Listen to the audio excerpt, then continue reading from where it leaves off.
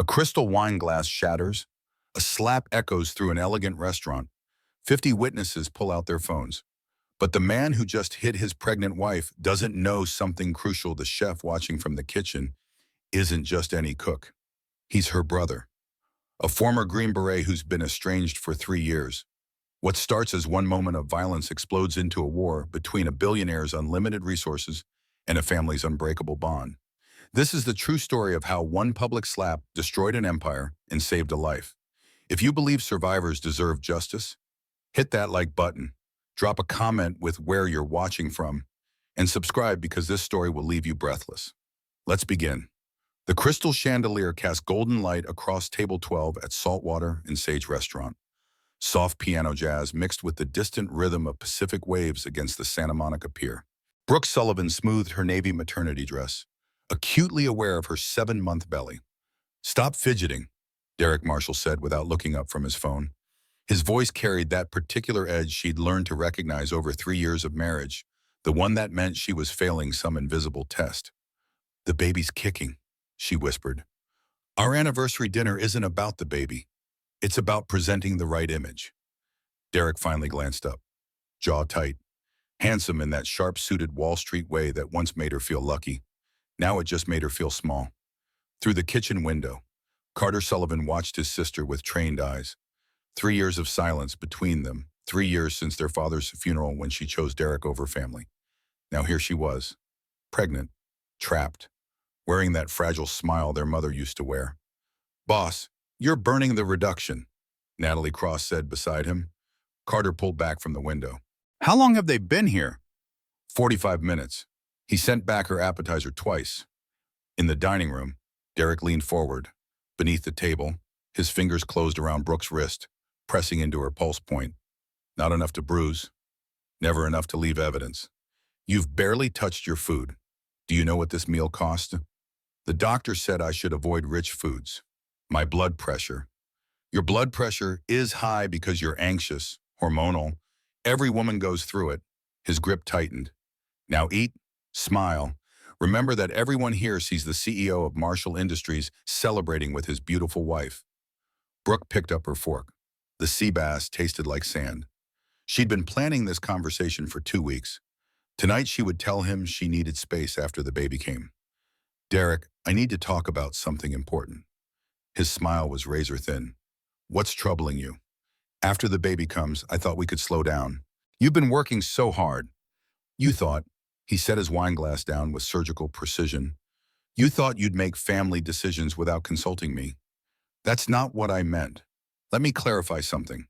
You stopped working when we married. You live in my house, drive my car. You exist in the life I provide." The words were precision strikes. "I'm not your employee, Derek. I'm your wife. And this baby deserves a mother who isn't." The slap came without warning. Her head snapped left. Her reading glasses flew off, skittering across marble floor. The wine glass toppled. Burgundy liquid spread across white linen like blood. Silence crashed over the restaurant. 43 diners froze. Forks paused. Conversations stopped. The pianist's hands fell silent. Brooke's palm went to her burning cheek. The baby kicked hard, violently. "Pick up your glasses," Derek said coldly. "Stop embarrassing yourself." Through blurred vision, Brooke saw phones emerging. Camera lenses turning, recording lights blinking red. Then she saw Carter. Her brother moved through the dining room with lethal grace. Not running, each step deliberate, carrying 12 years of special operations training. He stopped at their table. "Brooke, are you all right?" Derek stood abruptly. "This is private. Return to your kitchen before—" I wasn't talking to you." Carter's eyes never left his sister. "Brooke, I need to hear you say it." She couldn't speak. Her hand trembled against her cheek. Derek stepped between them. "Do you know who I am? Marshall Industries employs 12,000 people. I know exactly who you are." Carter's voice dropped lower. "You're a man who just struck a pregnant woman in front of 50 witnesses. She's my wife." "Say that again," Carter said softly. Something in his tone made Derek hesitate, made nearby diners stand, made Natalie pull out her phone and dial 911. Derek's shock transformed into rage. "You're the brother, the one she doesn't talk to anymore." That ends tonight, obviously, Carter said. Derek reached for Brooke's arm. Carter moved, one fluid motion, intercepting Derek's wrist, applying pressure that made him drop to one knee. Don't, Carter said quietly. Don't ever reach for her again. Sirens wailed in the distance. Two LAPD officers entered. The female officer moved to Brooke. Ma'am, are you injured? Brooke touched her face. Yes, he hit me. I want him arrested. Derek pointed at Carter. He attacked me. Officer Frank Reyes looked around. Anyone else see what happened? 43 hands raised. He slapped her. An elderly woman said, I recorded it. Me too, another voice called. Already got 10,000 views on Twitter. Derek's face went white. Reyes pulled out handcuffs. Sir, you're under arrest for battery and domestic violence. As they led Derek away, he twisted back. Don't do this. Think about our daughter. Think about the scandal.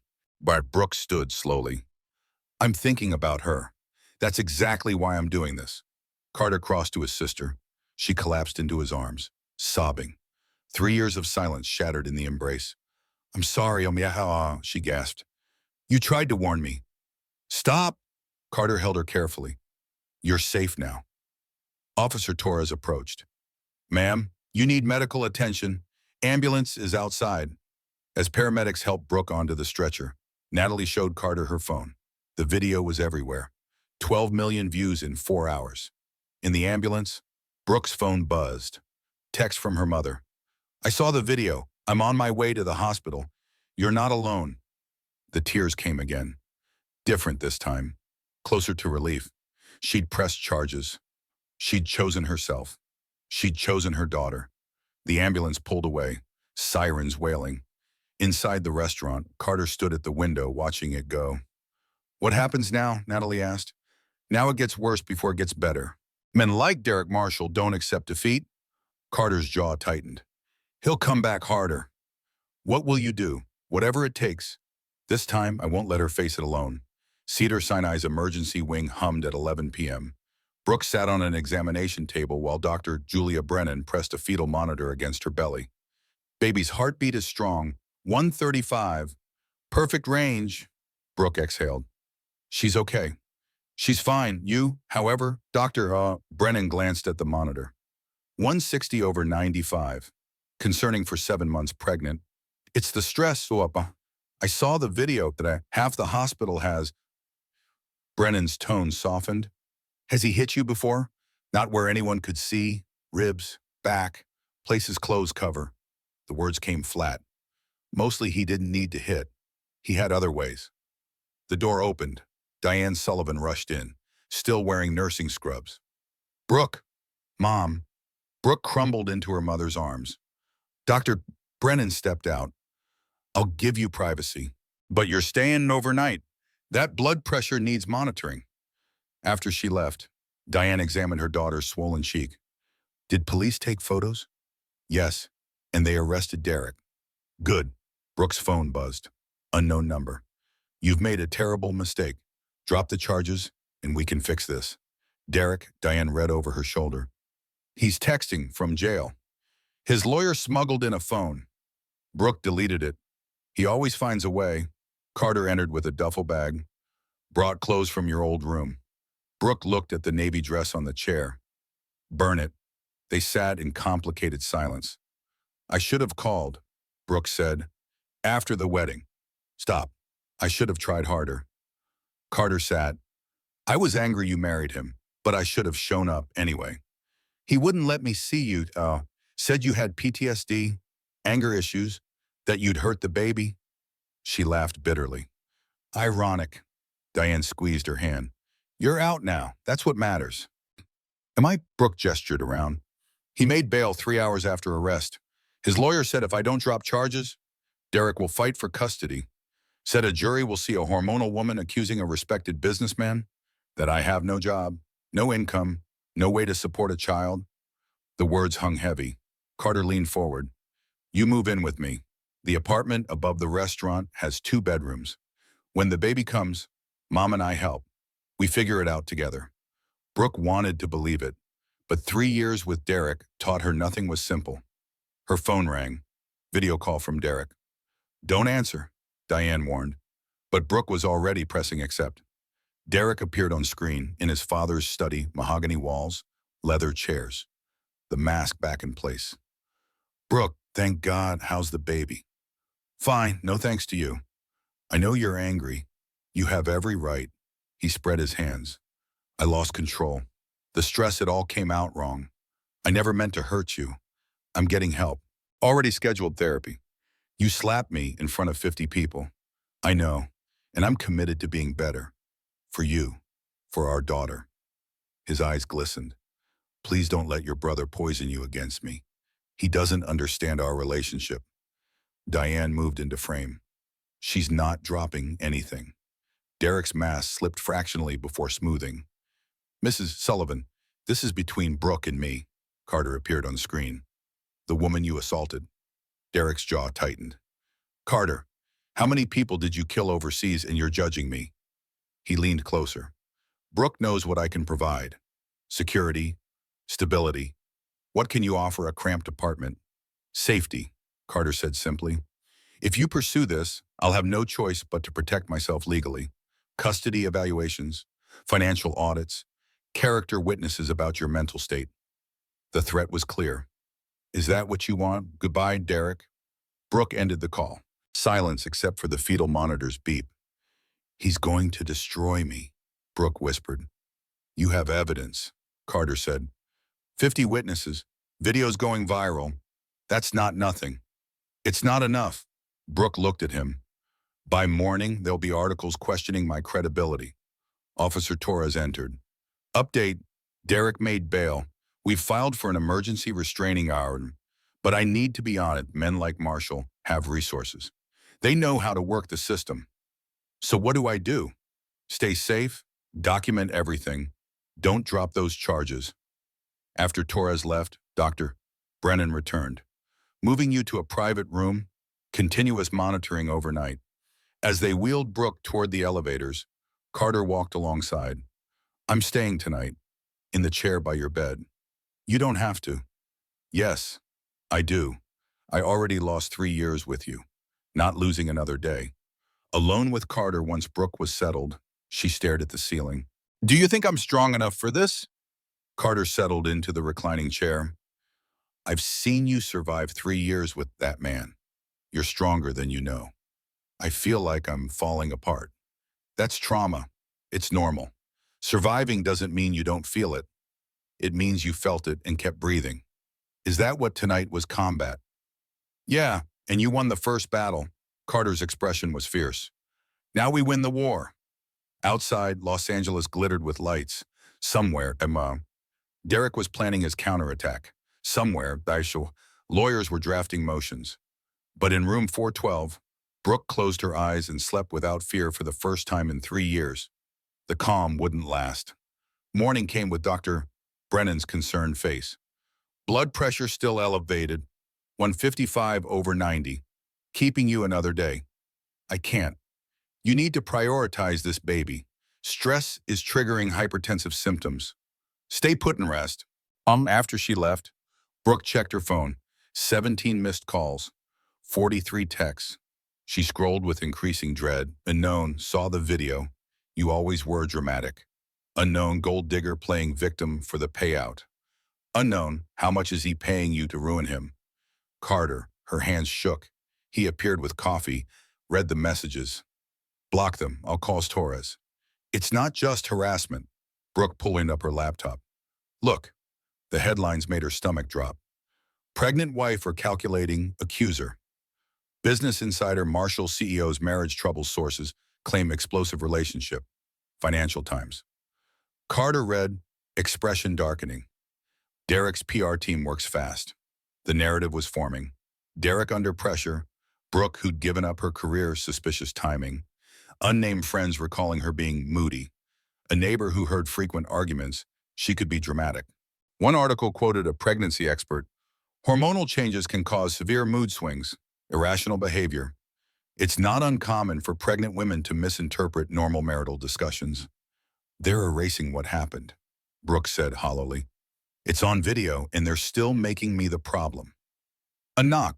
A woman in her mid-30s entered elegant charcoal pantsuit, severe bun, leather briefcase.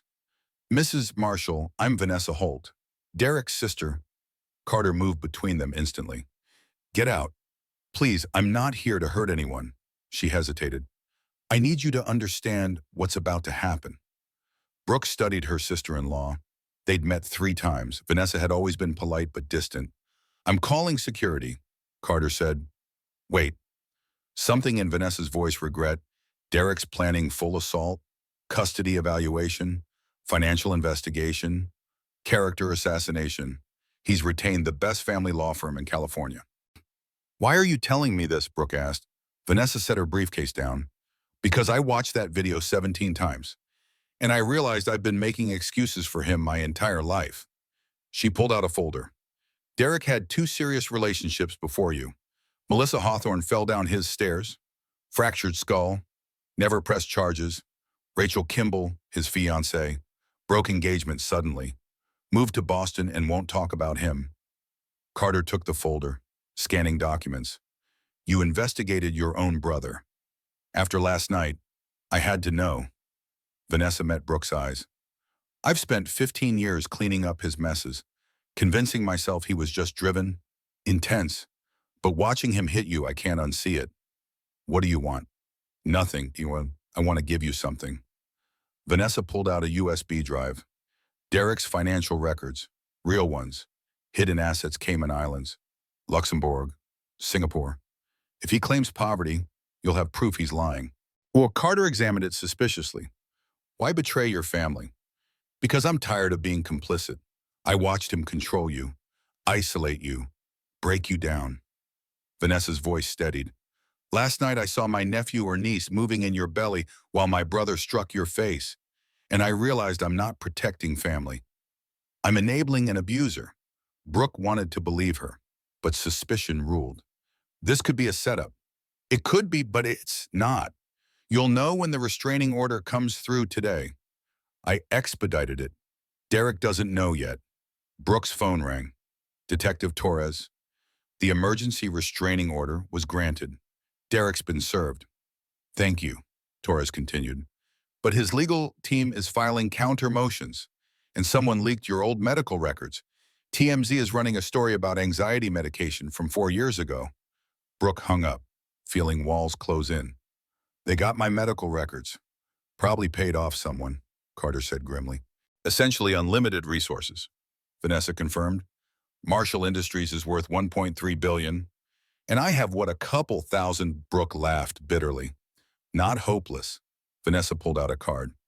Pamela Rodriguez, best family law attorney in the state. Takes cases pro bono if she believes.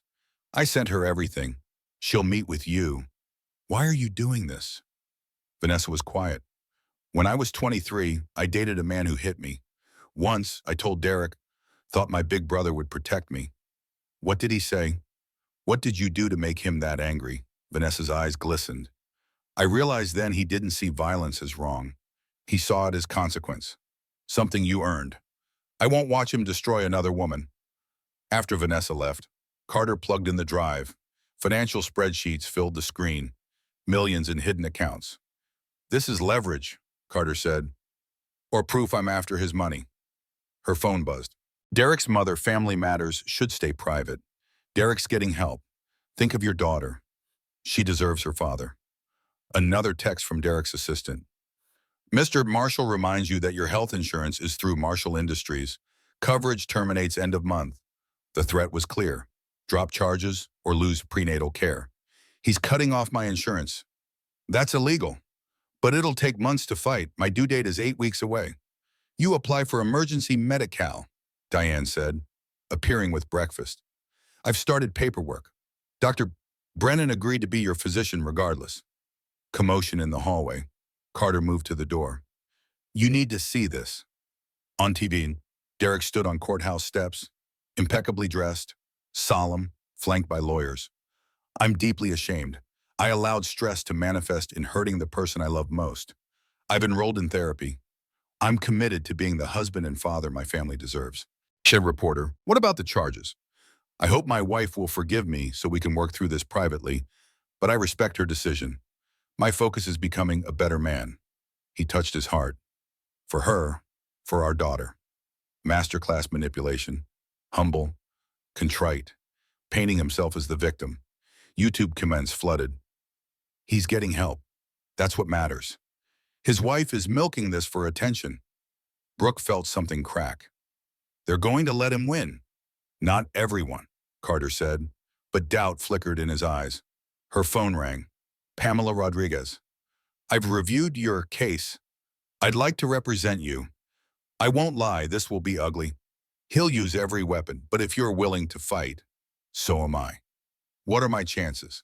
Honestly, 40%, maybe less. He's wealthy, connected. His team is vicious. Rodriguez paused. But I've seen the video. I believe you. Sometimes that matters more than odds.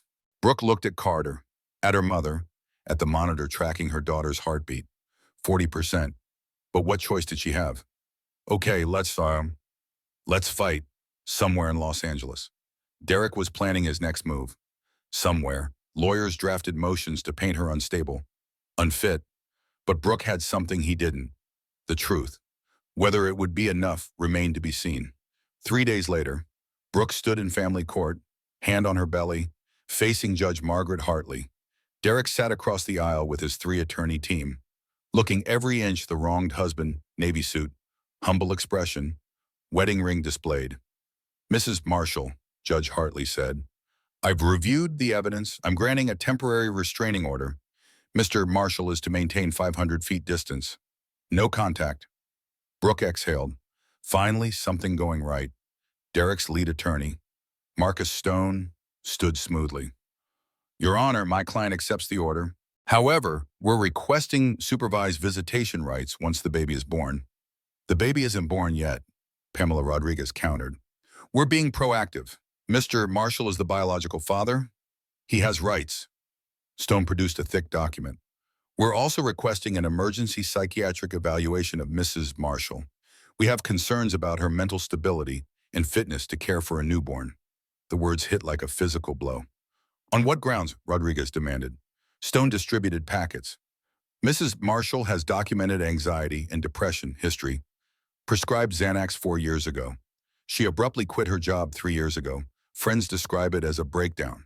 She's exhibited paranoid behavior, accusing my client of abuse when he's merely been concerned. That's a lie, Brooke said, voice shaking. Is it? Stone's smile was sympathetic. We have affidavits from 3 former colleagues stating she was emotionally volatile before quitting abruptly. Neighbors describing frequent arguments where she was heard screaming. Fabrications, Rodriguez interrupted. Coached witnesses.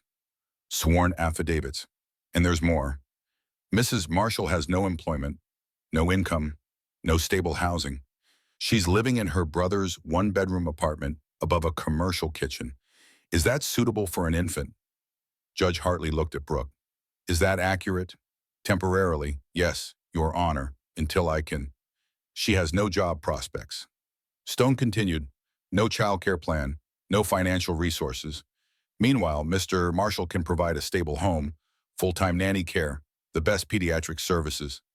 Your Honor, Babas, Rodriguez said firmly. My client is the victim. The solution isn't punishing her for leaving an abusive situation. No one's punishing anyone. We're advocating for the child's best interests. An evaluation will ensure Mrs. Marshall is capable of appropriate care. If she's mentally sound, she has nothing to fear. Judge Hartley sighed. I'm ordering a court-appointed evaluation. Dr. Westbrook will conduct the assessment. Next hearing in 4 weeks. Your Honor, Rodriguez started. My decision is final. The gavel came down. Outside, Brooke couldn't breathe. Cameras flashed. Reporters shouted, are you mentally stable? How do you respond to claims you're unfit? Carter shielded her to his truck. Inside, Brooke shook. They're going to take my baby before she's even born. You're not crazy, but they'll make it look that way. Derek knows every fear, every insecurity. He's weaponizing my own words. Her phone buzzed. Unknown number, psychiatric evaluation. Smart move. Everyone will see what I've known you're unstable. Unfit. Better to walk away now. D. He's violating the restraining order. Carter said, buzzing. From an unknown number. He'll say it wasn't him. Brooke laughed bitterly.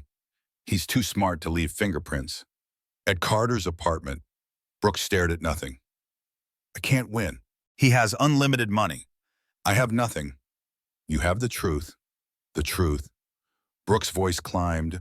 I did have anxiety 4 years ago, but I did quit suddenly because Derek convinced me to. I do live above a restaurant. Every lie has a grain of truth twisted. Diane arrived with dinner. What happened?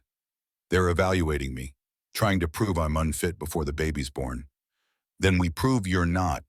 You cooperate. You show them you're stable, prepared. But I'm not ready. Brooke stood abruptly. I'm 32 with no job, no money, living in my brother's apartment, about to be a single mother. How is that stable? The baby kicked hard. Brooke pressed her hand to the movement. I'm sorry. I'm sorry you're stuck with a mother who can't protect you. That night, Brooke couldn't sleep. At 2 a.m., her phone lit up. A photo of her old Malibu house, the nursery they decorated, expensive crib, designer mobile, yellow walls. Text below. She deserves better than a one-room apartment. You know it's true. Another message. The evaluation is in 3 days. Dr. Westbrook is thorough. He'll ask about your medications, your employment history, your support system, why you married me so quickly, why you quit your job, why you cut off your family. What will you tell him? The truth that you were desperate after your father died, that you were lonely and I was there, that you ignored every red flag. Each word was surgical, because they were true. She had ignored red flags. She had married him after 6 months. Or will you lie, say I controlled you? Good luck proving it. I never hit you before, never left bruises, always careful. And now, once one time I lost control, a mistake I'm in therapy for. Who's the jury going to believe? Brooke threw her phone across the room. Carter appeared in the doorway. What happened? He's messaging me, taunting me. He knows he's going to win. Carter picked up the phone, reading. His expression went cold. We're forwarding these to Torres. It won't matter. He always wins. She looked at her brother. What if he's right? What if I'm not strong enough? Stop. Carter knelt in front of her. He's in your head. That's his weapon. He makes you doubt yourself until you break. It's working. Then we fight back differently. In Afghanistan, when we were outgunned, we didn't meet the enemy head on. We were smarter, attacked where they weren't looking. This isn't war. Yes, it is, and we're going to win it. Carter pulled out his phone. I'm calling Travis. He's got military intelligence connections. If Derek's hiding assets, manipulating witnesses, if there's dirt, we find it. That's not legal. Neither is harassing you through burner phones. We're past legal. We're in survival. Carter's eyes held that intensity she remembered from childhood. He wants to play dirty. Let's see how he handles someone who actually knows how to fight. For the first time in days, Brooke felt something other than despair. Hope. Maybe 40% odds weren't so bad after all. Dr. Leonard Westbrook's office occupied the 15th floor of a Century City high-rise.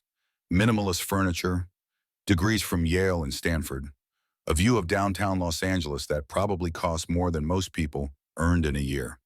Brooke sat in the leather chair, 8 months pregnant now, hands folded over her belly. Dr. Westbrook, 60-something, gray beard, expensive suit, watched her with the clinical detachment of someone evaluating a specimen. Mrs. Marshall, thank you for coming. I didn't have a choice, Brooke said. Everyone has choices. He made a note on his tablet. Let's start with your medical history. You were prescribed alprazolam 4 years ago for anxiety. Yes, after my father died suddenly and I had panic attacks for a few months, my doctor prescribed it short term. How long did you take it? 3 months. Then I stopped. Didn't need it anymore.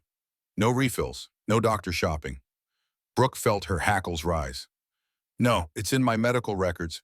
1 prescription, 30 pills. That was it.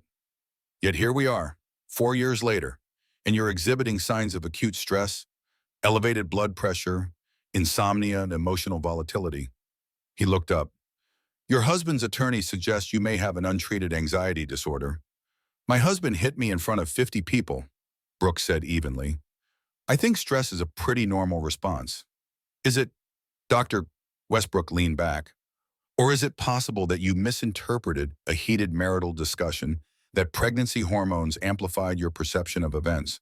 The question was so absurd Brooke almost laughed. There's video footage.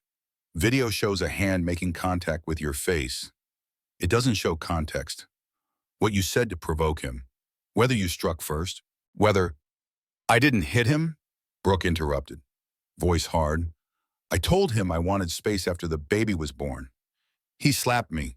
That's the context. Dr. Westbrook made another note. You have a pattern of making sudden life changes. You quit your marketing position 3 years ago without another job lined up.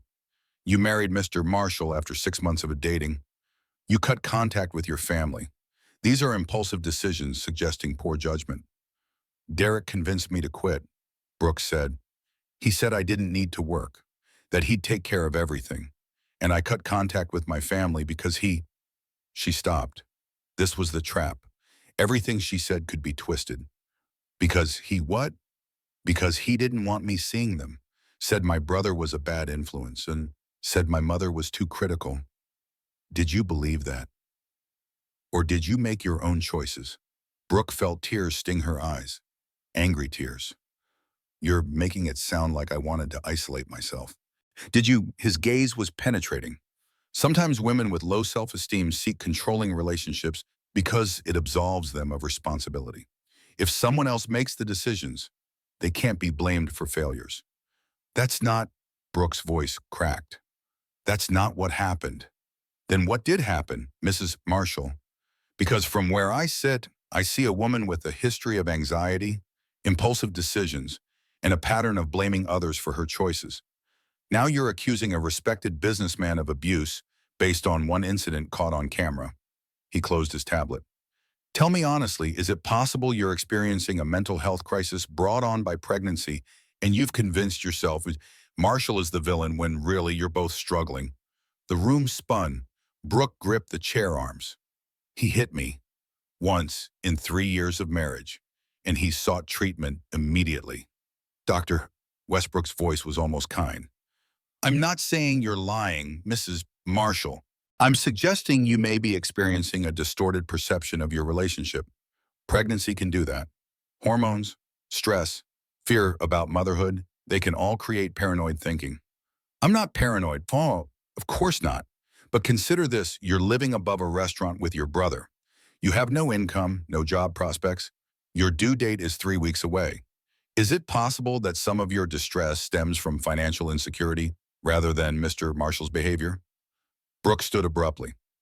This evaluation is supposed to be neutral. It is. I'm asking difficult questions. That's my job. Westbrook stood as well. I'll be filing my report with the court in 1 week. I suggest you use that time to reflect honestly on your situation. Outside the office, Brooke made it to the elevator before the tears came. She jabbed the lobby button repeatedly, needing to escape. The doors opened on the 10th floor. Vanessa Holt stepped in, stopping short when she saw Brooke. What are you doing here? Brooke asked. My law firm is on 12th. Vanessa studied Brooke's face. You just saw Westbrook. How did you? Derek mentioned it, seemed very pleased with himself. Vanessa's expression darkened. Westbrook's not neutral. Derek's father plays golf with him. Brooke leaned against the elevator wall. Of course he does. What did Westbrook say? That I'm paranoid, hormonal, making poor choices. Basically, that I'm mentally unfit to parent. Brooke wiped her eyes. Derek's going to win. He's going to take my baby, and there's nothing I can do. There's always something. Vanessa glanced at the floor numbers ticking down. Westbrook has a pattern. 3 previous cases where he ruled mothers unfit, all against women divorcing wealthy men.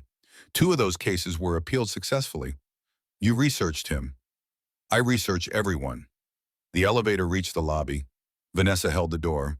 Don't give up yet. But walking to her car, Brooke felt the last of her hope crumbling. The evaluation was rigged. The judge would read Westbrook's report and see an unstable woman. Derek would get custody. She'd be reduced to supervised visitation with her own daughter. Her phone rang. Rodriguez. Brooke, we need to talk. Derek's team filed new motions. They're requesting emergency custody if Westbrook rules against you. Emergency custody. The baby's not even born yet. They're arguing that if you're deemed unfit, the baby should go to Derek immediately after delivery. No transitional period, no bonding time.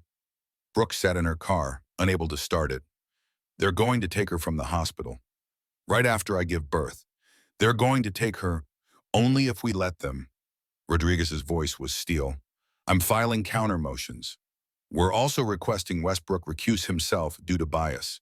It's a long shot, but long shots are all I have, Brooke said numbly. That night, contractions woke her at 3 a.m. Not regular yet. Braxton Hicks? Probably. But close enough to real that terror spiked through her chest. She wasn't ready. Wasn't prepared. Her phone lit up. Text from Derek. 3 weeks until our daughter arrives. I've already set up the nursery. Hired the best nanny service in California. Don't worry, she'll have everything she needs. Everything you couldn't provide. Brooke stumbled to the bathroom and vomited. Carter found her there 20 minutes later, shaking on the tile floor. Contractions, he asked urgently. False alarm, I think. She showed him the text. Carter's jaw tightened. He's escalating, trying to break you before the hearing. It's working, Brooke whispered. I can't do this. I can't bring a baby into this nightmare. Then we end the nightmare, Carter said. Travis found something. Derek's former business partner, Lance Garrett. Turns out he's got an interesting connection to Judge Hartley's husband. Brooke looked up. What kind of connection? The kind that gets judges recused. Carter helped her to her feet. We're meeting Travis tomorrow. He's got more. But that night, alone in the bedroom, Brooke lay awake feeling her daughter move inside her. Strong kicks, rolls, as if the baby was practicing for the world outside. I'm sorry, boy, Brooke whispered to her belly. I'm sorry I can't protect you. I'm sorry your father is who he is. I'm sorry. The baby kicked hard against her palm, as if to say stop apologizing and fight. Maybe it was hormones. Maybe it was 3 a.m. delirium. But in that moment, Brooke felt something shift inside her. She'd been reacting, defending, surviving. Maybe it was time to attack. Travis Hendricks looked exactly like a former Army intelligence operative, buzz cut, weathered face, eyes that missed nothing. He sat across from Brooke in the saltwater and sage office, laptop open, looking grimly satisfied. Your husband's been busy, he said, turning the screen. Lance Garrett, his former business partner. Know him. Brooke studied the photo, mid-40s, expensive suit, practiced smile. We met a few times. He and Derek had a falling out 2 years ago. Falling out is putting it mildly. Garrett sued Marshall Industries for breach of contract. Lost. Filed for bankruptcy 6 months later. Travis clicked through documents. Then suddenly, last month, Garrett's company gets a mysterious cash infusion. $2 million. From Derek, Carter asked. Laundered through 3 shell companies. But yeah, from Derek. Travis pulled up more files. And here's where it gets interesting. Judge Hartley's husband, Richard Hartley, is an architect. Guess who hired him for a major commercial project last week, Garrett's newly solvent company? Brooke felt her pulse quicken. That's jury tampering bribery. Yeah, Travis looked satisfied. It's not direct. Derek's smart enough to keep his fingerprints off. But the money trail is there. He's buying access to the judge through her husband. Can we prove it? Rodriguez asked. She joined them, looking energized for the first time in weeks. Enough to force Hartley to recuse herself. Maybe enough for a federal investigation. Travis pulled up another file. And there's more. Dr. Westbrook, the evaluator. Let me guess, Brooke said. Derek got to him too. Not directly but Westbrook's practice is part of a medical group that gets referrals from, you guessed it, companies Derek's connected to. About 40% of Westbrook's income comes from corporate evaluations. All companies in Derek's network. Rodriguez leaned forward. That's a massive conflict of interest. Gets better. I've found 3 previous cases where Westbrook evaluated wives of wealthy men in divorce proceedings. 3 times he ruled them unfit.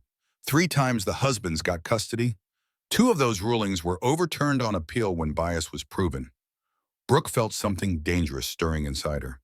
Not hope was too fragile. This was harder. Colder. Anger.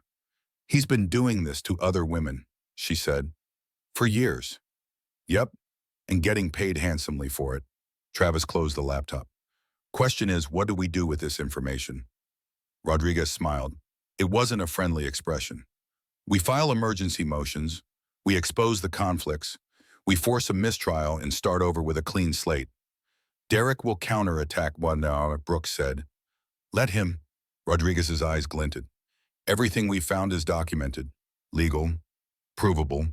He can't spin his way out of bank records. That afternoon, they filed. Rodriguez worked her contacts at the courthouse to get an emergency hearing scheduled for the following morning. The motions were extensive, 40 pages of evidence showing the conspiracy to manipulate Brooks' case. By evening, the news had leaked. Social media exploded. Marshall Industries CEO accused of bribing judge in custody case. Psychiatrist's conflict of interest exposed in celebrity abuse trial. Pregnant wife fights back against billionaire husband's corruption. Brooke watched the coverage from Carter's apartment, feeling surreal. 24 hours ago, she'd been the villain. Now her phone rang, a blocked number. She almost didn't answer. But something made her, "You've made a terrible mistake," Derek's voice said, cold, controlled, the mask completely off now. "You think you've won something, you've just declared war." "You declared war when you hit me," Brooke said. "That was mercy compared to what's coming. You've humiliated me publicly, accused me of crimes, tried to destroy my reputation." His breathing was heavy. "I will take everything from you. The baby is just the beginning. You're violating the restraining order. I'm recording this." He laughed. "You think I care? Record it. Play it in court. It won't matter, because by the time I'm done, you'll have nothing. No credibility, no support, no child." The line went dead. Brooke's hands shook as she saved the recording, sent it to Rodriguez and Torres. But Derek's words echoed in her head. This wasn't over. It was escalating. That night, at midnight, Carter's restaurant exploded into chaos. The fire alarm screamed. Smoke billowed from the kitchen. By the time the fire department arrived, the damage was contained but significant. The gas line had mysteriously ruptured. Fire marshal's assessment. Suspicious, possible sabotage. Brooke stood on the sidewalk in her nightgown, watching firefighters work, and knew without doubt, Derek. "Your restaurant," she said to Carter. "He destroyed it because of me." He destroyed it because he's desperate," Carter corrected. "Desperate men make mistakes." But the message was clear. Derek could reach them anywhere, hurt them anytime. Anytime, and he was just getting started. The next morning, they stood before Judge Hartley. Rodriguez presented evidence of the financial connections, the conflicts of interest, the pattern of corruption. Derek's legal team scrambled. Marcus Stone looked visibly shaken for the first time. Judge Hartley reviewed the documents, her face unreadable. Finally, she spoke. "Based on the evidence presented, I'm recusing myself from this case. Dr. Westbrook's evaluation is void. This case will be reassigned to Judge Patricia Morrison. All previous motions are nullified." She looked at Derek. "Mr. Marshall, you and your counsel will remain for a separate matter regarding potential ethics violations." Outside the courtroom, Brooke felt like she could breathe for the first time in weeks. Rodriguez actually smiled. "We won this round," the attorney said. "Derek won't take it well," Brooke said. "No, but we've shown we can fight back. That matters." It did matter. But that night, when contractions woke Brooke again, this time regular, 5 minutes apart, she realized the war was far from over. "Carter," she called out, voice tight with pain. "It's time. The baby's coming." Cedar-Sinai's maternity ward glowed with artificial warmth at 2 a.m. Brooke gripped the bed rails as another contraction tore through her, 7 centimeters dilated. Dr. Brennan said 2 more hours, maybe less. "Breathe," Diane coached, pressing a cool cloth to her daughter's forehead. "You're doing great, sweetheart." Carter paced by the window, phone in hand. "Torres is posting security at the entrance. Derek can't get near you." "He doesn't need to be here," Brooke gasped. "He'll wait until after, when they move me to recovery." Another contraction. Worse this time, the baby was coming fast. Rodriguez had filed emergency orders barring Derek from the hospital, but papers and reality were different things. Derek had money, connections, ways around every rule. At 4 a.m., Brooke began pushing. The pain was beyond anything she'd imagined, tearing, burning, every nerve ending screaming. But beneath it was something else. Determination. This baby was hers. No judge, no evaluation, no billionaire ex-husband would take that away. One more push, Dr. Brennan urged. Come on, Brooke, you've got this. Brooke bore down with everything she had, and suddenly crying, loud, furious, beautiful crying. It's a girl, Dr. Brennan announced, placing the wet, squirming baby on Brooke's chest. She's perfect. Brooke looked down at her daughter, red-faced, eyes squeezed shut, tiny fists waving, dark hair plastered to her skull, impossibly small fingers that immediately gripped Brooke's thumb with surprising strength. Hi, baby, Brooke whispered through tears. I'm your mama.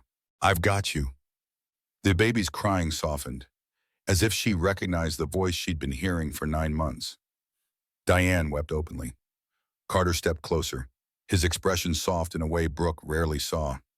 What's her name? The nurse asked.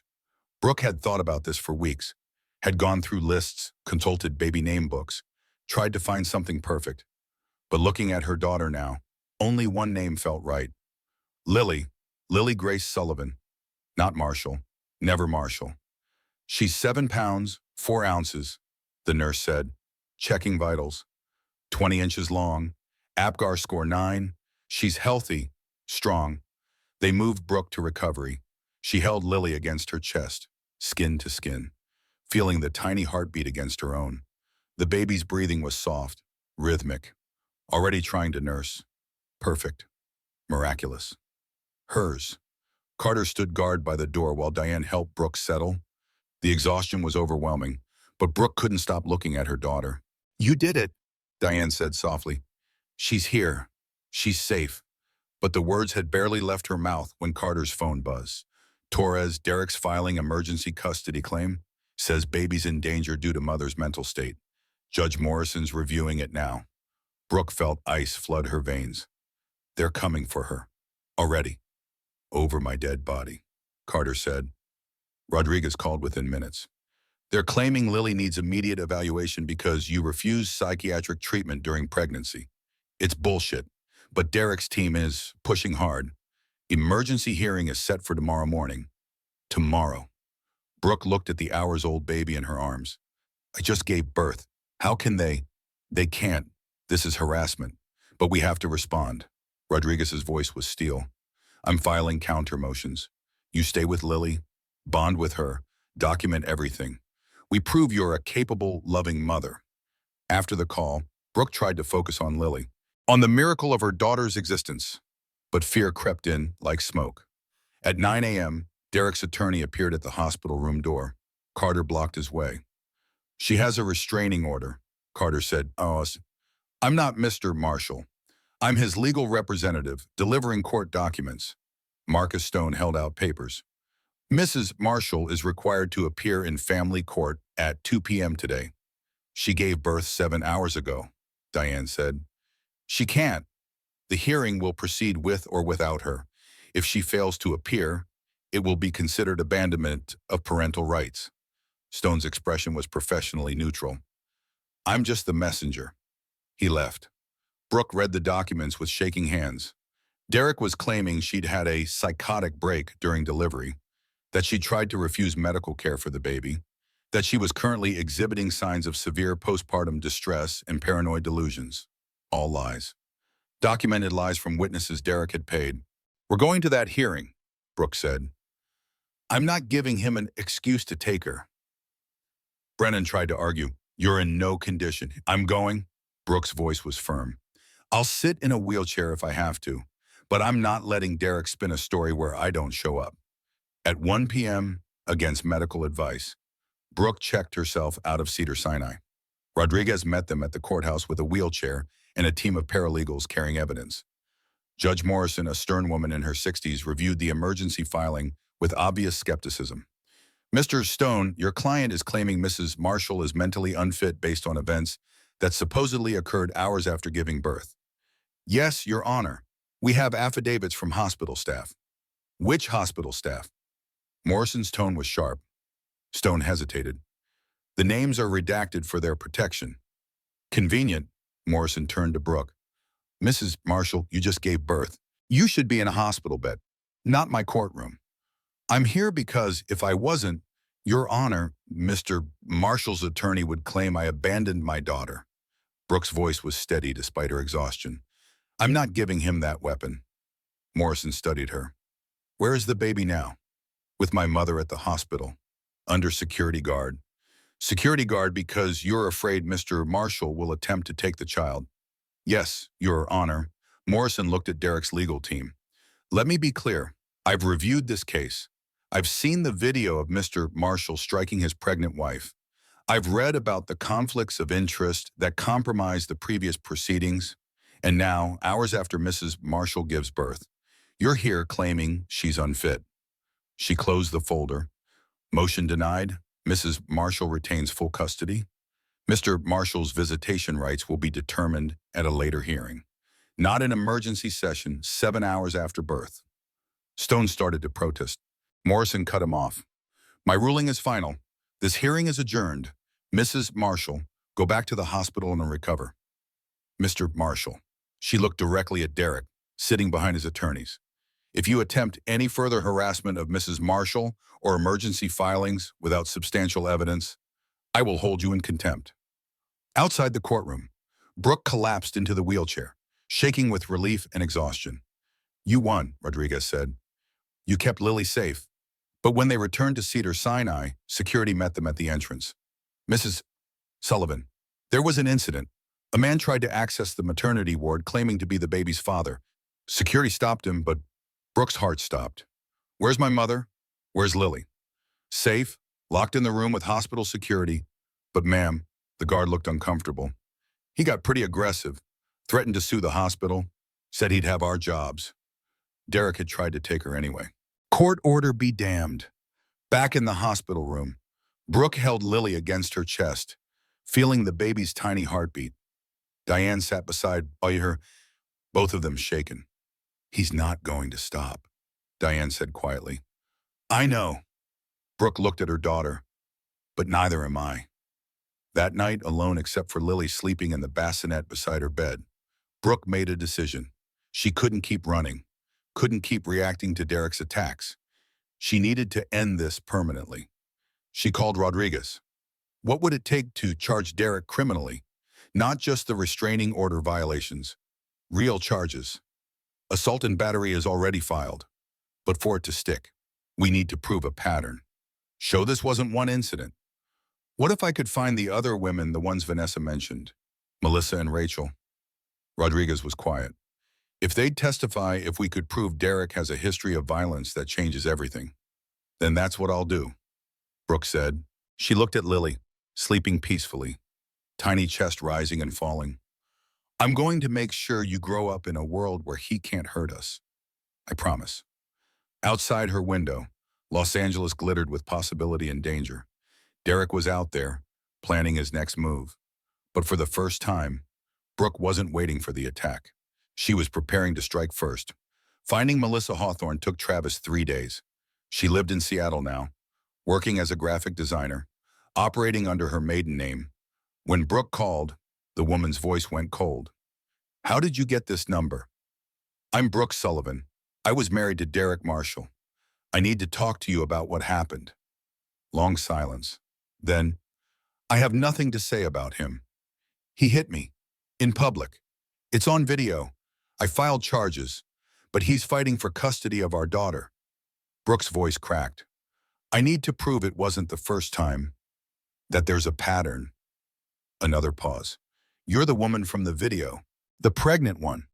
Yes, I saw it. Melissa's voice softened fractionally. Everyone saw it. Then you know I'm telling the truth. Knowing and proving are different things.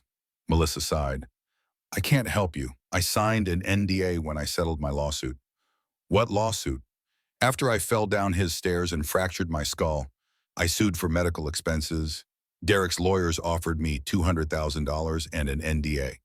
I took it because I needed to pay my hospital bills and I wanted it over. Bitterness crept into her voice. The NDA says if I ever speak about him publicly, I owe back the entire settlement plus penalties. What if you didn't speak publicly? What if you testified under subpoena? Melissa was quiet. NDAs don't usually hold up against court orders. Exactly, Bao. If Rodriguez subpoenas you, you'd have to testify. The NDA wouldn't apply. He'd come after me anyway. Find a way to make my life hell. He's already doing that to me, Brooke said. And he'll keep doing it to other women until someone stops him. The silence stretched. Finally, if your attorney sends a subpoena, I'll testify, but I won't do it voluntarily. Make them force me. Rachel Kimball was harder. She disappeared completely, no social media, no public records, no trail. Travis finally found her through military connections. She was living in rural Montana, working remotely as a software engineer. When Brooke called, Rachel hung up immediately. Brooke tried again. Please, just 5 minutes. I don't talk about Derek Marshall. Rachel's voice was flat. Ever.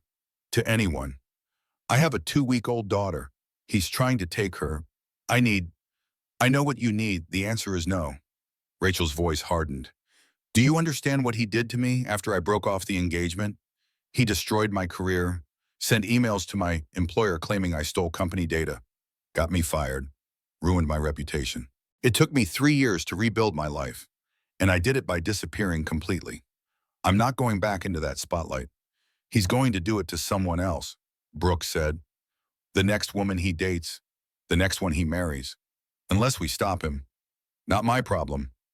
Rachel hung up. Brooke reported back to Rodriguez. Melissa will testify if subpoenaed. Rachel refused. One witness is better than none, and Vanessa's willing to testify about the pattern of behavior she observed. Rodriguez looked hopeful. We're building a case. But Derek was building one too.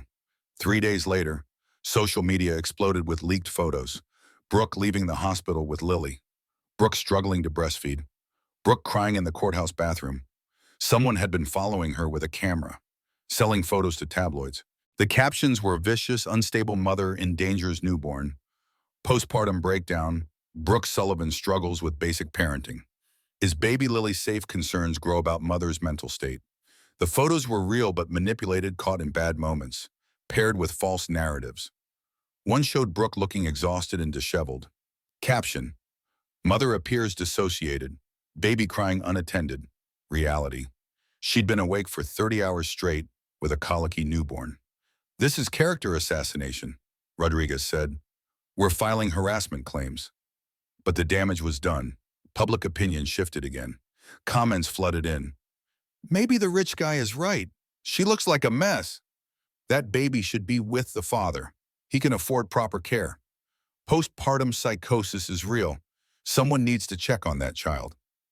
Brooke stopped reading, stopped looking at social media, focused only on Lily feeding her, changing her, learning her cries. At 3 weeks old, Lily was thriving, growing stronger. Her eyes had opened fully, dark blue and curious. She recognized Brooke's voice, Diane's face, Carter's presence. She was perfect, and Derek wanted to take her away. The custody hearing was set for 2 weeks. Rodriguez prepared meticulously. Melissa had been subpoenaed and would testify. Vanessa was ready.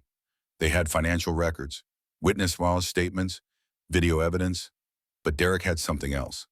On the morning before the hearing, Rodriguez called. Her voice was strained. Brooke, Derek's team just filed new evidence. They have recordings. Recordings of what? You from inside your old house. Conversations from your bedroom, bathroom, private moments. Rodriguez sounded sickened. He bugged the entire house. Recorded everything for 3 years. Brooke felt bile rise. That's illegal. Yes, but he's claiming it's evidence of your mental state.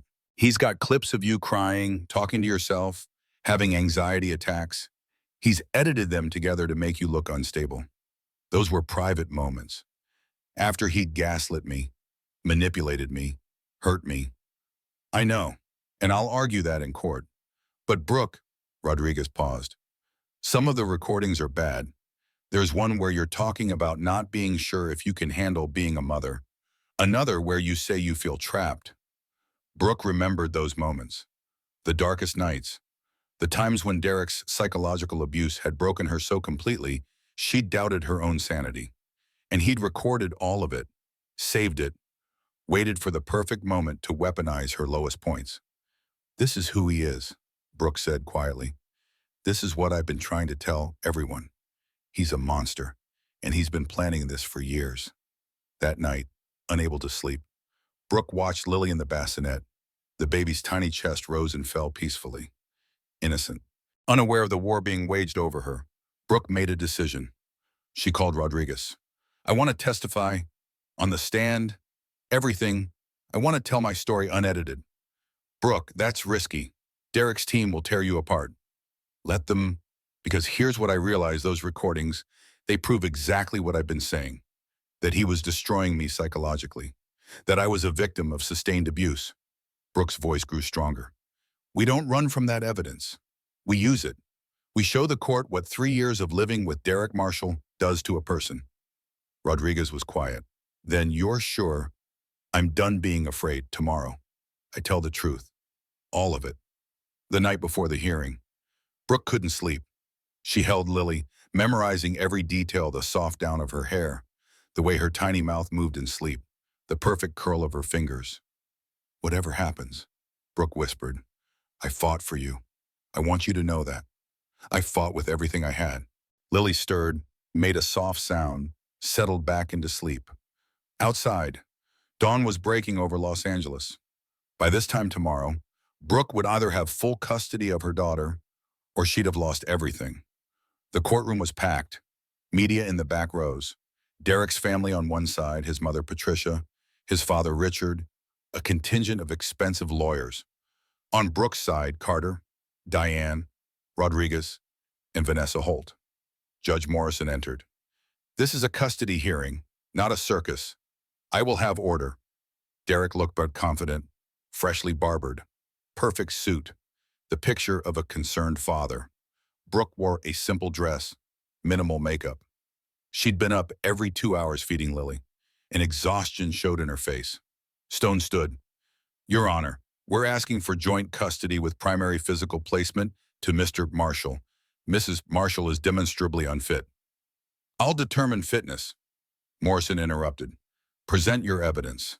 And for 3 hours, Derek's team laid out their case. The recordings of Brooke's private moments, edited to sound like psychotic breaks, testimony from paid experts claiming postpartum depression rendered her dangerous, photos of her looking disheveled, overwhelmed. Stone played one recording. Brooke's voice, raw with tears. "I don't know if I can do this. I don't know if I'm strong enough. What if I'm making a mistake? What if I ruin her life?" The courtroom murmured. Stone looked satisfied. "This is a woman in crisis, Your Honor. A woman who needs help, not a baby to care for alone." Then Rodriguez stood. "Your Honor, I'd like to play the full, unedited version of that recording. Not the 30 seconds Mr. Stone selected." Morrison nodded. "Proceed." The full clip played. Brooke's voice, "I don't know if I can do this. I don't know if I'm strong enough. What if I'm making a mistake? What if I ruin her life?" Then Derek's voice, cold and cutting, "You probably will. You're weak. Always have been. This baby deserves better than you. But she's stuck with what she's got." The courtroom went silent. Rodriguez let it hang. "That's the context Mr. Stone omitted. A woman doubting herself because her husband spent 3 years telling her she was worthless." She played more unedited clips. Each one showed Derek's psychological abuse, his gaslighting, his manipulation. The recordings that were supposed to destroy Brooke instead destroyed him. "These recordings prove sustained emotional abuse," Rodriguez said. "They prove Mr. Marshall created the very crisis he's now using to claim my client is unfit." Then Melissa Hawthorne took the stand. She described her relationship with Derek, the charm that turned to control, the isolation, the night she fell down the stairs, except she didn't fall. He pushed her during an argument. "I woke up in the hospital with a fractured skull," Melissa said. "Derek was there, crying, saying it was an accident. His lawyers offered me money to stay quiet. I took it because I was scared and broke. She looked at Derek. I should have pressed charges then. Maybe I could have saved someone else. Stone tried to discredit her. You signed an NDA. You're violating it for money. I'm here under subpoena. I'm not getting paid. Melissa's voice was steady. I'm here because I watched another woman get hit by the same man, and I'm not staying quiet anymore. Vanessa testified next, described years of watching Derek manipulate, control, and psychologically abuse. I told myself it wasn't my business, that I was protecting family, but I was enabling abuse. Then it was Brooke's turn.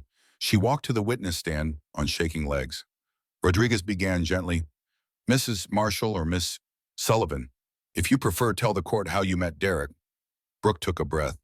6 months after my father died, I was grieving, vulnerable. Derek was charming, attentive. He made me feel safe. When did that change? Slowly, Ivan. First, he suggested I didn't need to work, he'd support me. Then that my family was too critical. I should distance myself. Then that my friends were jealous. I should cut contact. Brooke's voice was quiet but clear. By the time I realized I was isolated, I had no job, no support system, no independence. Did he hit you before the restaurant incident? Not where anyone could see, ribs, back, places clothes covered. She looked at Derek. But the physical abuse was rare. He didn't need it. He had other ways of breaking me down. Rodriguez displayed the recording as, these tapes show you in distress. Why were you in that state? Because Derek spent 3 years convincing me I was worthless, crazy, incapable. Every day, he'd find ways to undermine me. Tell me I was forgetting things I remembered clearly. Tell me I was overreacting to things that were genuinely wrong. He'd move my belongings and say I'd lost them. He'd cancel plans and claim we never made them. Brooke's voice strengthened. It's called gaslighting. And it works. After 3 years, I doubted my own sanity. Why didn't you leave? Because I had nowhere to go. No money of my own. No job. He controlled everything. She touched her stomach, remembering. And I was pregnant. I thought, her voice cracked. I thought maybe the baby would change him. Did it? No, it made him worse, more controlling. He said the baby was his legacy, that I was just, she stopped, composed herself, that I was just the vessel carrying his property. Stone's cross-examination was brutal.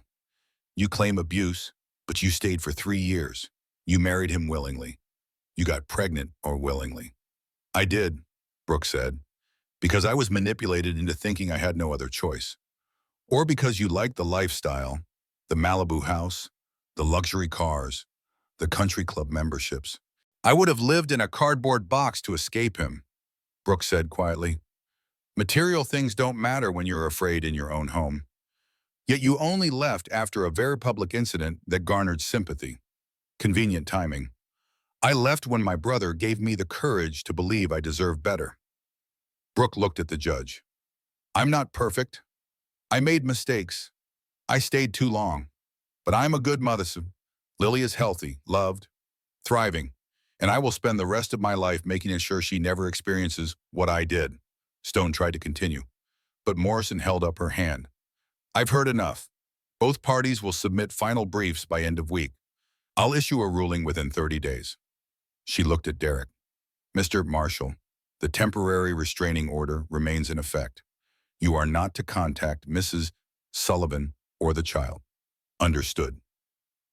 Derek's face was stone. Yes, Your Honor.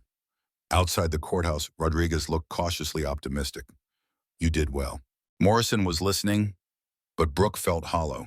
30 days of waiting, 30 days of not knowing if she'd keep Lily. That night, feeding her daughter at 2 a.m., Brooke heard something outside the apartment, footsteps on the fire escape. She grabbed her phone, ready to call 911. The footsteps stopped, then retreated. When Carter checked in the morning, there was a note tucked under the door. You think you won. You haven't. I always get what I want. D. Brooke showed it to Torres. He was here. He came to my home. That's a direct violation, Torres said. I'm arresting him today. But when they went to Derek's Malibu house, it was empty. His cars were gone. His phone went to voicemail. Derek Marshall had disappeared. For 3 days, Derek was missing. His lawyers claimed ignorance. His family said nothing. Meanwhile, Brooke lived in constant fear, jumping at every sound, checking the locks obsessively, afraid to take Lily outside. On day 4, Detective Torres got a break. Derek's private plane had filed a flight plan to the Cayman Islands. By the time authorities realized, he was already gone. "He's running," Torres said, "which tells me everything. Innocent men don't flee." An international warrant was issued. Derek's passport was flagged. His accounts were frozen, but he'd planned well. Offshore funds meant he could disappear indefinitely. Judge Morrison issued her ruling in his absence. Full custody to Brooke. Supervised visitation only if Derek returned, and completed anger management, substance abuse evaluation, and psychiatric treatment. "It's over," Rodriguez said. "You won," but it didn't feel like victory. Derek was out there, somewhere, with unlimited money and unlimited rage. 2 weeks later, FBI agents appeared at Saltwater and Sage. "Mrs. Sullivan, we've been investigating Derek Marshall for financial crimes. We'd like to talk to you about his business practices." Turned out, Derek's offshore accounts weren't just about hiding assets. He'd been engaged in massive tax evasion, securities fraud, and money laundering.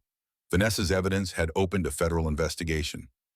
"He's facing 20 years if convicted," the lead agent said, "and we will find him." They did. 3 months later, Derek was arrested in Grand Cayman trying to board a flight to Singapore. Extradited back to California, he didn't fight the custody ruling. With federal charges pending, his lawyers advised cooperation. He signed away parental rights in exchange for a reduced sentence. 15 years, federal prison, no possibility of early release. Brooke watched the sentencing via video feed, Lily asleep in her arms. When the judge gavelled, she felt something release in her chest. It was truly over. 6 months later, Brooke stood in the newly renovated Saltwater and Sage. The fire damage had been repaired. The restaurant was thriving again. And in the corner booth, Lily cooed in her carrier while Brooke reviewed marketing proposals. She'd started her own consulting firm. Small but growing, working remotely, building clients, reclaiming her professional identity. Vanessa stopped by, now working full-time for a domestic violence nonprofit. "How's my goddaughter?" Brooke smiled. "Growing too fast. She's already trying to roll over. She's got her mother's fighting spirit." They'd become unlikely friends, bonded by survival. Vanessa had lost her family. Patricia and Richard had disowned her for testifying, but gained something more valuable. Purpose. Carter emerged from the kitchen, carrying lunch. "Lily needs to try my new puree recipe." "She's 4 months old," Brooke laughed. "Still breastfeeding?" Planning ahead, Diane joined them, fresh off her nursing shift. 4 generations of women, plus one fierce protector, uncle. A chosen family, built from the ashes of destruction. That evening, Brooke walked Lily along the beach. The Pacific stretched endless and gold under the setting sun. She thought about the woman she'd been a year ago, isolated, controlled, convinced she was worthless. "You saved me," she told Lily. "Did you know that I was going to stay? I was going to accept that life. But when I found out I was pregnant with you, I realized I couldn't let you grow up watching that. Couldn't let you think that's what love looks like." Lily grabbed at her hair, babbling nonsense that somehow sounded profound. "You're going to grow up knowing you're strong, that you deserve respect, that you never ever accept violence as love." Brooke kissed her daughter's forehead. "I promise." Her phone buzzed. Text from Rodriguez.